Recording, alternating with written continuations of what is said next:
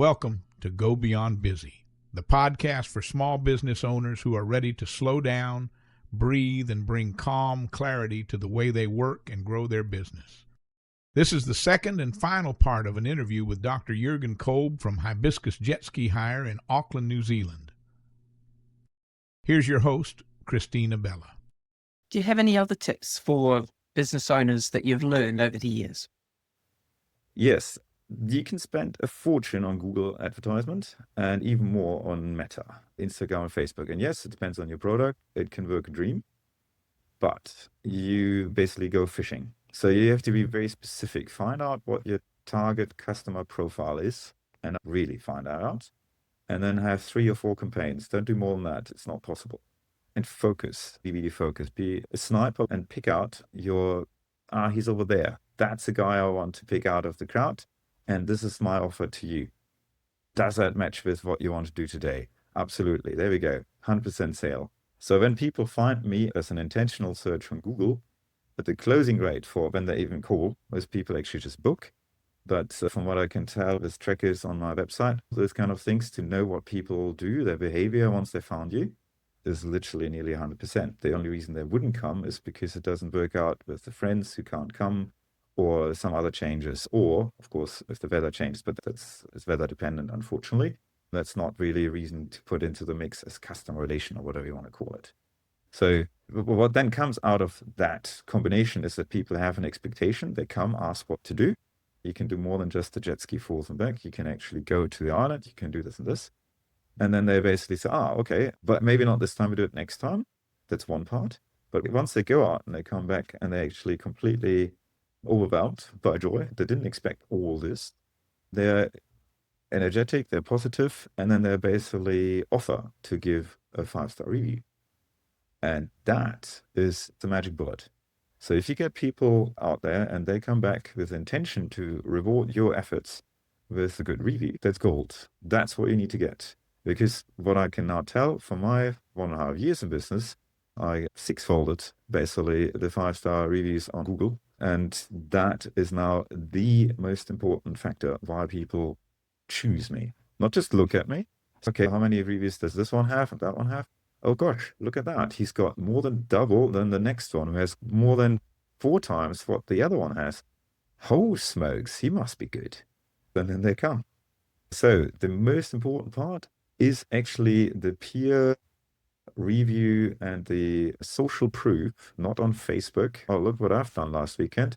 The envy factor, I want to do it as well.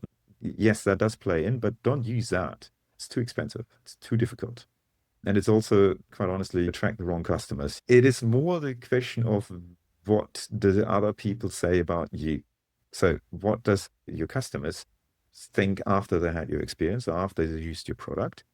And what do they say, and especially how they say it? Absolute key. And then you can use those words, literally their words, and use that in your marketing, but you also put that into your website and into your content. So the content marketing is massive. It's an absolute new beast, I would say. So the AI searches, all that ChatGPT, Group, Gemini, you name it, zero-click economy. SEO, yes, great, but that's not enough anymore. You need to be on those search platforms. And if you don't show up there, or if you're not on the number 1, you lose out massively. And I know that for a fact because I did strategically think last year, what do I do? How do I do that? How do I take this challenge head on, and how do I digest it into small bite-sized workable steps? And I managed to be on all the platforms that I know people use. If you say, who's the best jet ski operator or boat rental in New Zealand, not just Auckland, I show up. I'm the number 1 or number 2, depends a little bit on whether you phrase it slightly different. But when it comes to top performance and top response, I'm at least on the 2nd spot. So if you want to be ahead of your competition, not pay a fortune, it is a question of whether you put the money into growth or into advertisement. The easiest way to make it lasting and a really good impression is to do it dynamically.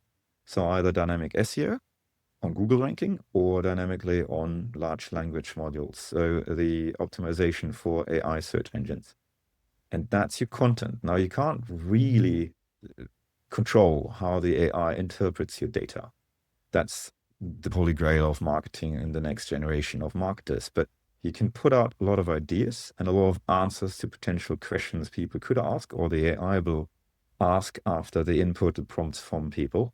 So if a customer says best jet ski Auckland, then the AI will say, okay, it probably means give me the best jet ski operator in Auckland and give me reasons why that is the best jet ski operator. So if you can answer those questions and not just say, oh, I'm the best because I say so, everyone says so, make it stick.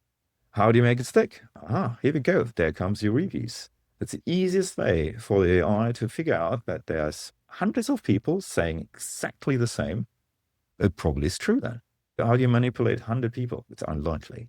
So they give you an authority. They give you this big pat on the shoulder and saying, all right, well done. Okay, believe what you're saying, because everyone else says the same. So if someone asks us, we'll send it to him. Use the AI like your biggest networking buddy that you could possibly find. It's a bit of a scary buddy, but it's, I think, my best friend at this point.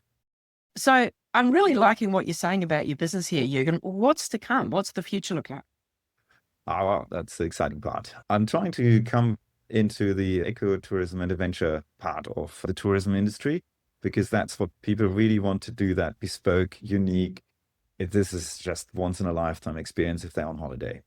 And New Zealand is unique in many aspects to actually cater for that. That's why there's so many tourist attractions are basically what you refer in Europe, high risk adventure activities. Maybe some of them are. Bungee jumping, I would say, is a high risk. What happens if the cord breaks? But hey, apparently it doesn't. With jet skis, it's the easiest way to actually get out on the blue and experience the water in a way that you can't do on a ferry or on a big cruise ship or anything else. And that's the magic. So I thought, okay, if people want to go and actually do the jet ski hire, but they always ask, so what's there to do? Or what can I see? That made me think, exactly, what's there to see? My background is marine science. That's where I have my PhD from. So I've got a very deep passion for the ecology and the animals and the biosystem of the marine environment. And I thought, how can I do a bit more than just hire jet skis? So ecotourism is something which is huge elsewhere on the planet, because people are conscious about it. They actually want to know, and they do want to experience the place, but not destroy the place. And that is in particular with European and American tourists. So I'm trying to cater for exactly that, because that's at my heart. So it's a bit of education. I always try not to lecture, but I keep it short, bite-sized, as little things about ecology, about animals and what's out there. And people are very responsive to that. They actually want to know. So I do self-guided and guided tours now. The guided tours are more popular because they get to drive out with me. So I drive them to specific spots I know, and then just basically tell them about the biology or certain things about the spot. And that is something unique. So my unique selling point is exactly that ecological background that I can bring. But it's more than that. It's not just a USP as such. No, it's position. So my spot here is 50 minutes from Tiritimata. That's the conservation island where we've launched normally from. And that is the number one spot for things to do in Auckland, out of over 200. But you can't get there unless you have a boat or take the ferry. So if you really want to experience that island and you want to circumnavigate that island and see some penguins and see some dolphins, in particular, listen to the bird song, because it's amazing. You're out on the water on a boat, you switch off the engine and you just sit there and it blows you away. Honestly, it's stunning. I call it the New Zealand Soundscape Tour. So you literally get to hear what the early settlers were welcomed, and it's more than exotic. When you hear that, that's what they were talking about in those diaries back then. Goodness me, I landed on the other planet. It's totally different. And it's beautiful. So if you have a preteen, 12-year-old girl who doesn't really want to do something with the family, take her out there, switch the engine off, and she actually doesn't want to leave. She said it was amazing. So there we go, it's not a problem. But the eco tour is definitely one part. The other thing is sustainable fishing.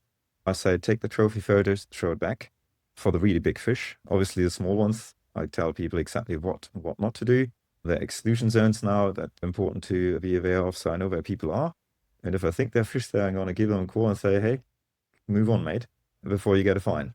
And then there's an oyster trip to farms. It depends on the season, obviously, but that's something unique. You go along the coastline to Kava Island, and on the way you can stop and get really fresh oysters from the farmer who's out there It gives you a dozen or 2 dozens in your hand, and off you go, shark oysters at Scott's Landing, which is up north in Mahurangi Inlet. It's a magical spot. It's a former homestay for Victorian times couples to steam up north with a little steamer for the weekend. That was the thing to do.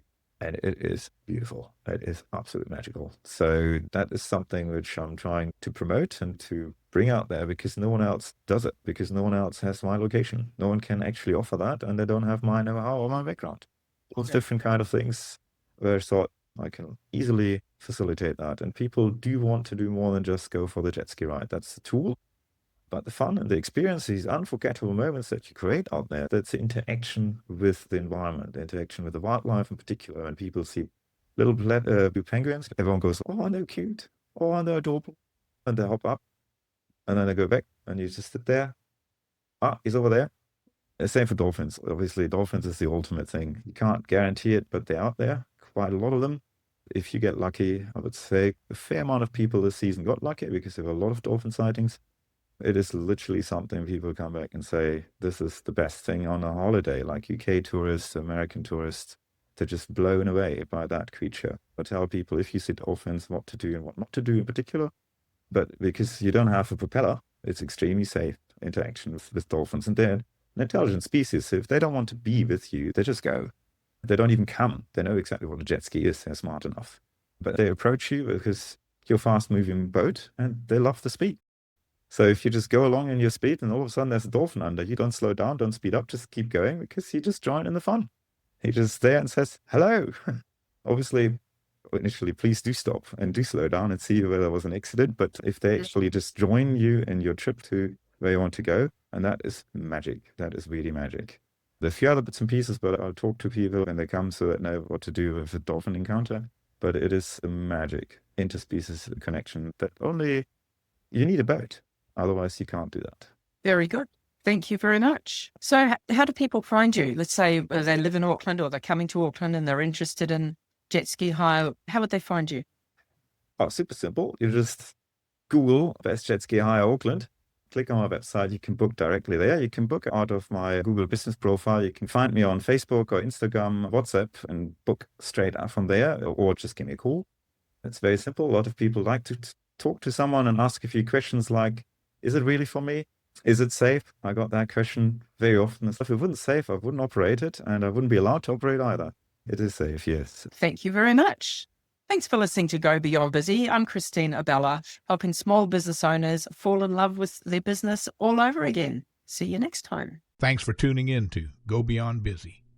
If you're looking to grow your business and want expert guidance, visit gobeyondbusy.com to apply for a no-cost business strategy session on Zoom. Christine Abella is a business consultant and tech strategist who's helped hundreds of business owners move from chaos to calm. Want your business to run better, feel easier, and earn more? It all starts at gobeyondbusy.com.